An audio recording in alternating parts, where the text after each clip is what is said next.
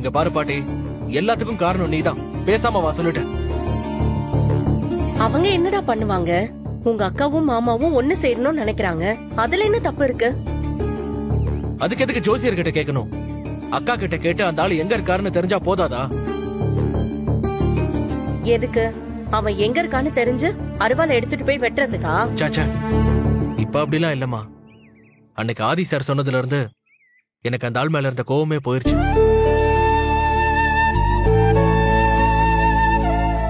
அக்காவையும் அக்கா வீட்டுக்காரையும் சேர்த்து வைக்கிறதா என் வேலைன்னு இப்ப சுத்திட்டு இருக்கேன். இது என்னடா புது கதையா இருக்கு? அப்படி என்னதாண்டா அந்த ஆதி சொன்னா? இல்ல பாட்டி, இத்தனை நாளா நான் அவரு மேலதான் தப்பு இருக்குன்னு நினைச்சிட்டு இருந்தேன். ஆனா யோசிச்சு பார்த்தா 2 பேரும் பிரிஞ்சதுக்கு காரணம் சூழ்நிலையா கூட இருக்கலாம்ல.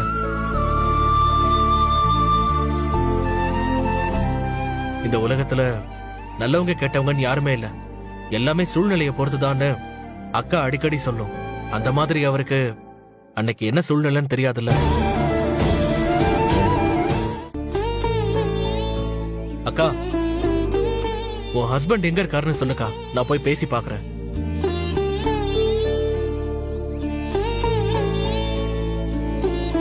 அக்கா, உன் கோவம் எனக்கு புரியுதுக்கா. ஆனா ஒரு தடவை போய் பேசி பார்த்தா எல்லாம் சரியாயிரும் தோணுதுக்கா.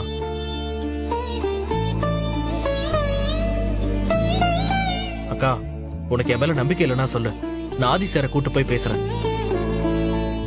எப்படி எப்படி உன் அக்கா புருஷங்கிட்ட ஆதியை கூட்டிட்டு போய் பேச போறியா? ஆமா பாட்டி, அவரு பேசினா அந்த ஆள் மனசு மாறி திரும்பி வரதுக்கு வாய்ப்பு இருக்குல்ல. ஆமா ஆமா, ஆதி பேசினா மனசு மாறி வரதுக்கு வாய்ப்பு இருக்கு. என்ன பாரதி? 3 பேர் என்ன கல்யாண வீட்டுக்கு போயிட்டு வரீங்கன்னு நினைப்பான். நானே அந்த ஜோசியர் சொன்னதை நினைச்சு உள்ளுக்குள்ள துடிச்சிட்டு இருக்கேன். இப்போ உங்களுக்கு என் புருஷ விஷயம் தான் முக்கியமா இருக்கா? அதான் கோவிலுக்கு போய் தீட்டு கழிச்சா சரியாயிடும்னு சொன்னாருல, அப்புறம் எதுக்கு வருத்தப்பட்டு இருக்க? என்ன திரும்ப திரும்ப கோவப்படுத்தாதீங்க. என் மண்டையில 1008 விஷயம் ஓடிட்டு இருக்கு. நீங்க வேற எதையாவது சொல்லி என்ன டென்ஷன் பண்ணாதீங்க ப்ளீஸ்.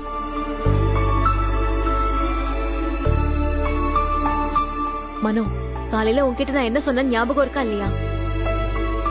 இப்ப நம்ம கையில இருக்கிற அந்த 3 லட்சம் ரூபாய் தான் நம்மளோட மொத்த சேமிப்பு.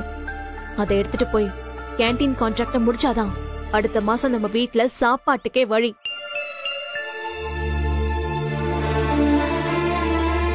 முதல்ல நம்ம வேலையை பார்ப்போம், அதுக்கப்புறம் மத்த விஷயத்த பத்தி எல்லாம் யோசிப்போம்.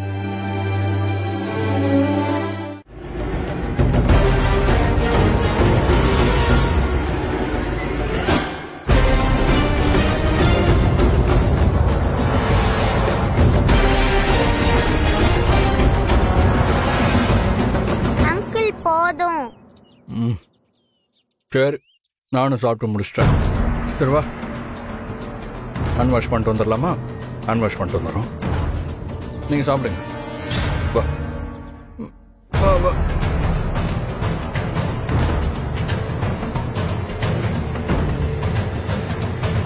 ஹேய் மித்ரா, கேக்குறேன்னு தப்பா நினைச்சுக்காத. இவங்க 2 பேரோட பிஹேவியரை பார்த்தா ரொம்ப சிமிலரா இருக்கு. உண்மையாவே அவன் ஆதியோட பையன் தானா? ஹே relax, I'm just joking.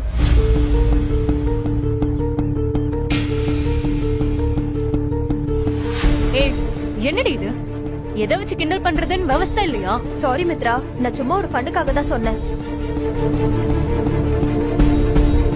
ஓகேடி, Mitra சிரிச்சிட்டா. அப்படியே இந்த சந்தோஷத்தை கொண்டாடிடலாமா? புரியல, என்ன பண்ண போறோம்?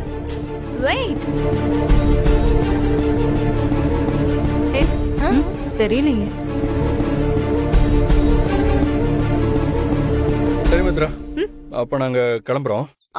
கொஞ்சம் வெயிட் பண்ணுங்க, போலாம்.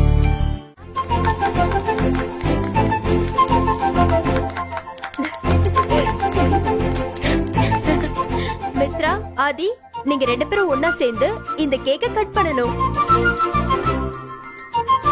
ஏய், இப்ப எதுக்கு கேக்கலாம்? கேக் கட் பண்றதுக்குலாம் காரணம் வேணுமா என்ன?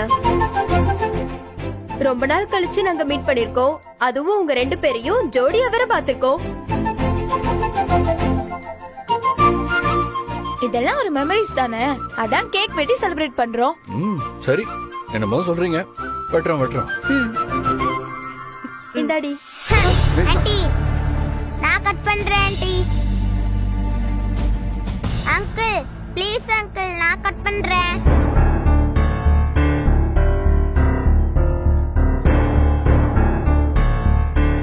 ஏய் இல்லடா, இத நாங்க கட் பண்றோம். வேணும்னா நான் உனக்கு வேற கேக் வாங்கி கொடுக்கறேன். ஓகே? ஆஹா, எனக்கு இந்த கேக் தான் வேணும்.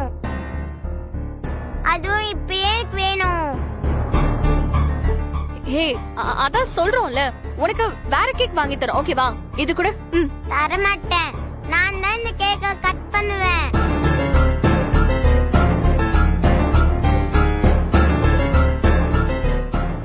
ஹே குட்டி, நானே உனக்கு இதே மாதிரி வேற கேக் வாங்கி தரேன். இத கொடுத்துடுறா.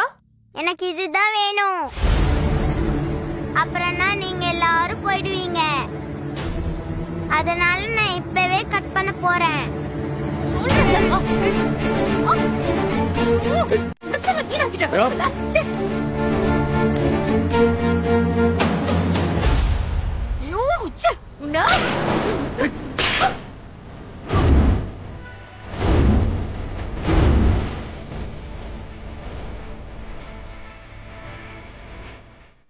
குழந்தை கொஞ்சம் கூட மேனஸே இல்லாம இப்படி அடிக்கிற இடியட்.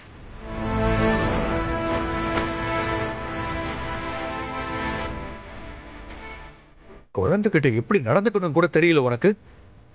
எல்லாம்